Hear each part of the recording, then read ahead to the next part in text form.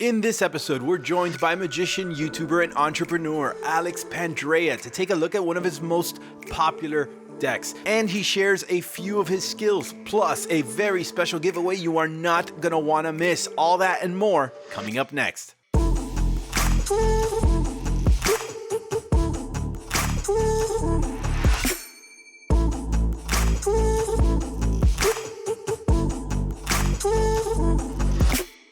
If things look a little bit different, it's because I'm actually in Las Vegas, Nevada, here to meet and get to know the man behind the House of Playing Cards. Alex Pandrea is not only the mastermind behind the NOC brand of playing cards, but he has a well-earned reputation as a master of sleight of hand. But he's also a quintessential entrepreneur. The man is truly in a constant state of hustle. I managed to get him to sit still for a few minutes to talk to us about a few topics of interest, one of which is the release of the Fort NOC deck, which we'll be reviewing for you in this episode shortly. In the meantime, I want to welcome viewers new and old. I'm the Gentleman Wake.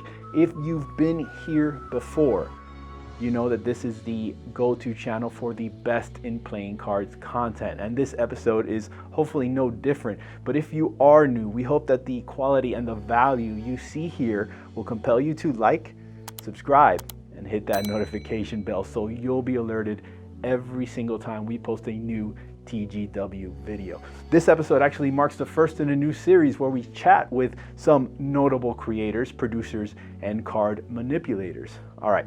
So that's enough introduction. Let's take a look at the Fort NOC deck.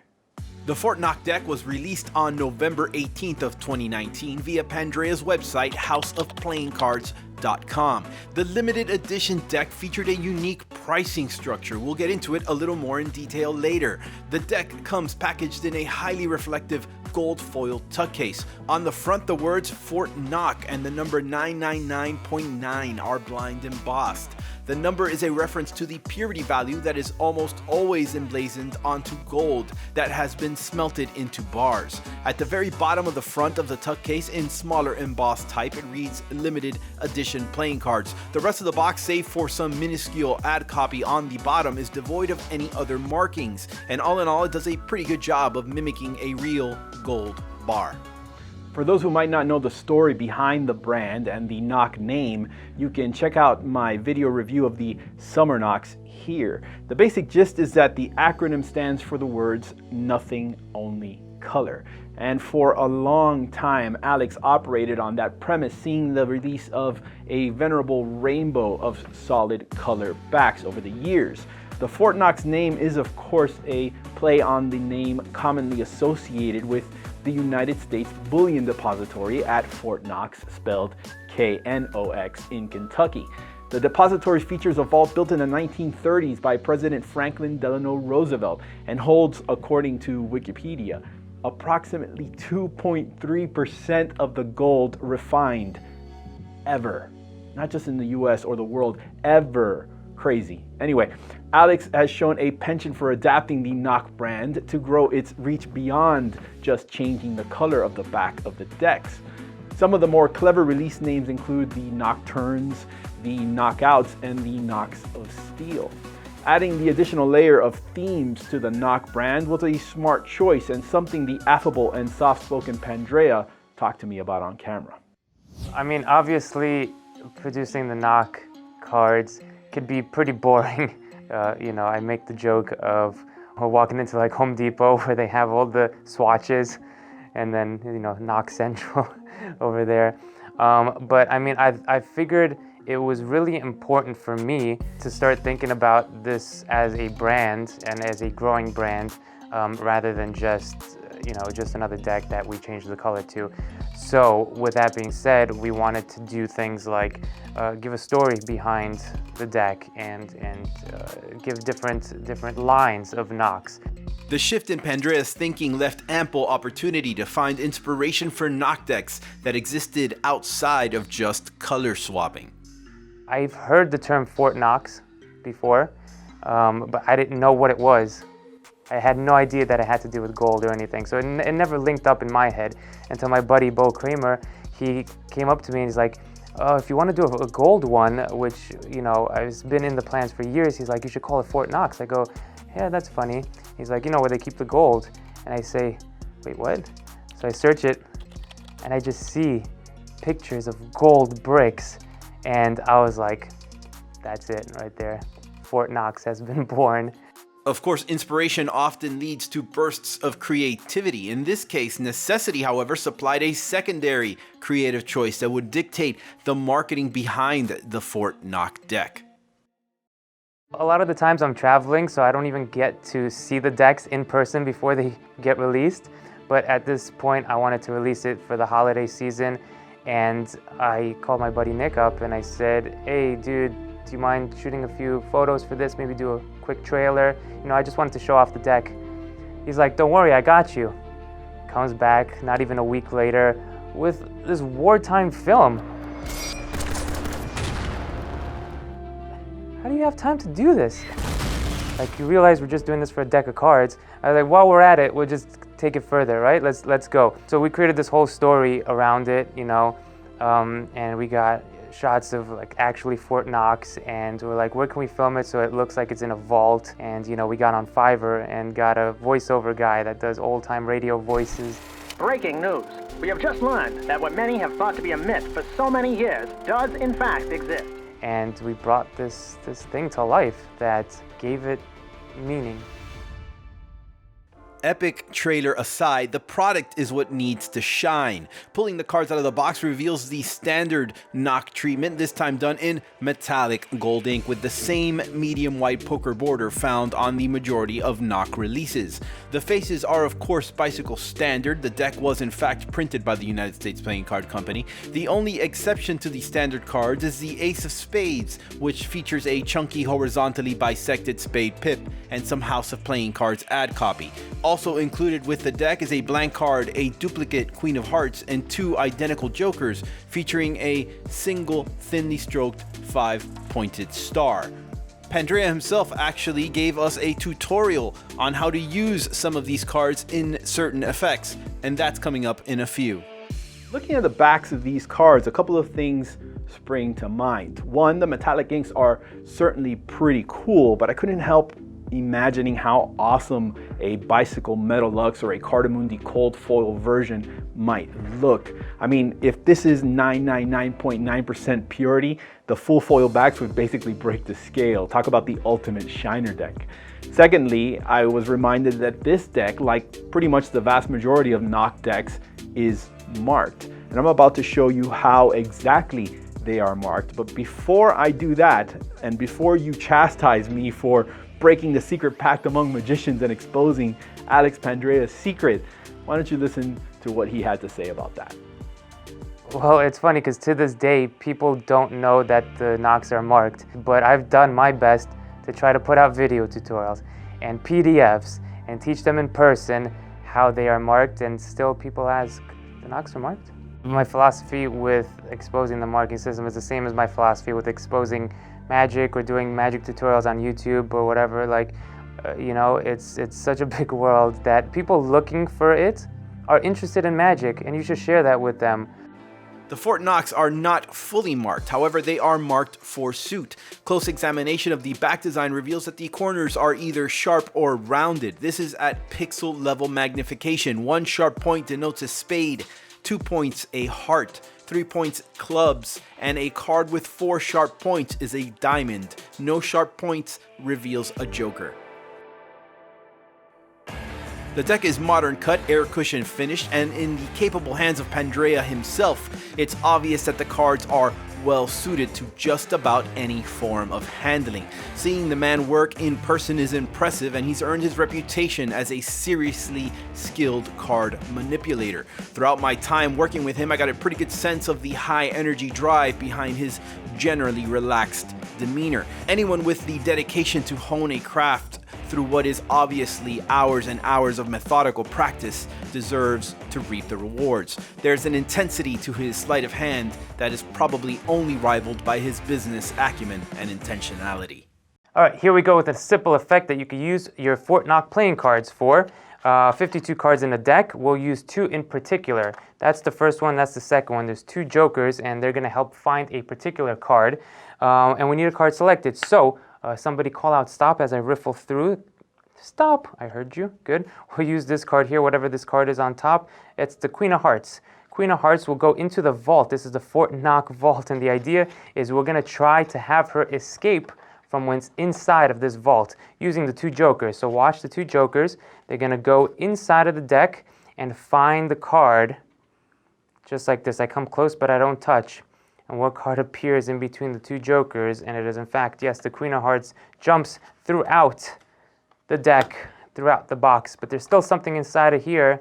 And they take it out and they see that now is left nothing but a blank card. So without further ado, let's see how this works. In the Fort Knox decks, you have a deck of cards, obviously, the box, 2 jokers, a blank card, and a duplicate Queen of Hearts. So how do we put all that together in a somewhat concise routine? Well, I took the Queen of Hearts. Now, in the video you just saw of the performance, I didn't use the duplicate, but you can obviously use the duplicate for a second kicker ending. So I'll place the Queen of Hearts in my left top pocket, or in your wallet, or in your back pocket, or something like that, or sneak it into the spectator's pocket for a kicker ending. Queen of Hearts, 2 jokers, and blank face. What do we do with that? So we're going to start with the 2 jokers are going to be left here, and the blank card and the Queen of Hearts go on top, so that the blank card is on top, Queen of Hearts second from top. So that is your setup here. 2 jokers go on top of that. This goes inside of the box, and you are good to go if you want to. Take out the cards, and now you're going to either just say we'll use the 2 jokers, or I like to produce them. I just use Leonard Green's Top Shot. I just do that for the 2 jokers. You could do whatever you want for that. But in any case, show the 2 jokers and say we're going to use a card. Now, I always force, whenever I do have a duplicate, I always try to force the Queen of Hearts, which is the duplicate cards, regardless if I'm using the duplicate for something or not, because you never know when it's going to come in handy. If you do an effect and you know you have a duplicate, you can now do the kicker ending, but you don't have to, but you're there just in case. So I'm going to force now the second from top card by cutting. I do a kick cut and maybe a few more, keeping that break over here. Make sure that the break doesn't show in front over here, because now you're going to do a riffle force. All right, you could do any force you want at this point, but a riffle force is just easy. Say stop, and remember the break is right here, so as they say stop, you stop wherever they say stop, and as you pick up, you just let go, and you pick up from the back at the break. So at this point, you're cutting the deck back to the start, so that the blank card is on top, Queen of Hearts is second from top. You're going to do a double lift. So you do a double lift at this point, and you show the Queen of Hearts and say, well, look, we'll use the Queen of Hearts. What a coincidence. Place it down, and now you're switching the Queen of Hearts for the blank card. It goes into the vault, and you say, look, it's going to go inside of the vault. Keep it nice and safe. What we're going to try to do is have the Queen escape. So maybe have them put their hand on it, whatever you want. Now you're going to use the 2 jokers. Now the 2 jokers are going to help have the Queen escape from the vault. And we're going to take the 2 jokers and we're going to make the Queen appear in between the 2 cards. So the way that we're going to do that is get a break under the top card. So just push it over like this. But this obviously is seen from the front. So I like to, as I'm picking up the jokers, risk kill my hand like this as I push off and just get a little break. Or if you're fancy, you can get a pinky break like that just by counting with the pinky. However you want to do it, I just don't even bother. I just kind of push it over and get the break as I'm going to take these 2 cards. And I come back here. So now the position is 2 cards are above the break, the joker and the queen, and 1 card is in my right hand. I'm going to now strip by taking this, placing it on top of here, taking all 3, right? So you're picking up all 3 at once, and you're sliding the top card along on top and now underneath.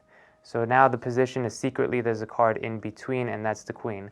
Okay, so break 1 joker, show the other joker, and strip like that, and now reposition. So now the position is here, and all you're going to do is you're going to start waving back and forth and splitting the card just like that, so that the card is shown. So remember, they think the queen is inside of the vault. You just do this and slowly spread and have the queen appear in between the 2 jokers. Boom, that's the first effect. And then the second one, you say, well, what's inside of here? They go ahead, they take a look, and I realized that when dealing with blank cards with laymen, you get a shock because they've never seen anything like this. So when you could surprise them with it, I think it's really cool. You take it out, you know, it reminds me of like in a prison cell, if you want to escape and then you put pillows underneath to make it look like the body. Well, I guess this could be it. So there's still a body in there. Take a look, and it's actually a blank card. All right, guys, so there you have it. Hope you learned something, hope you enjoyed it. And even if you didn't learn anything new in this video, at least it showed you that you can take things that you already know, the gaffes that come in certain decks and the gimmicks, and create something new, interesting, put a story behind it, and have some fun with it. So thanks for watching, and let's send it back to the Gentleman Wake now.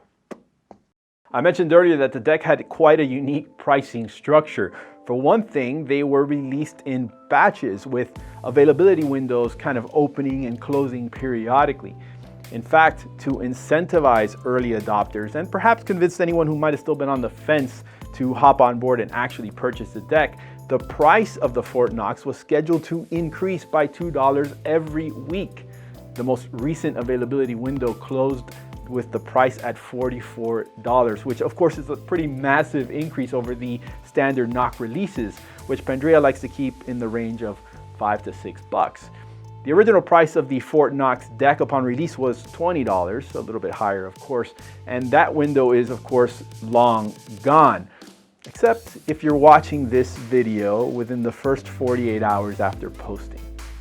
Just like gold, the price of this deck increases, and in this case increases $2 every week that it's out, or since it's been released. So now I think it's close to $50 a deck. But like we talked about, in honor of being on your channel, you guys have a special link that you can pick up some Fort Knox for 48 hours at the original price, which some people didn't get a chance to do. So original price Fort Knox, link down below.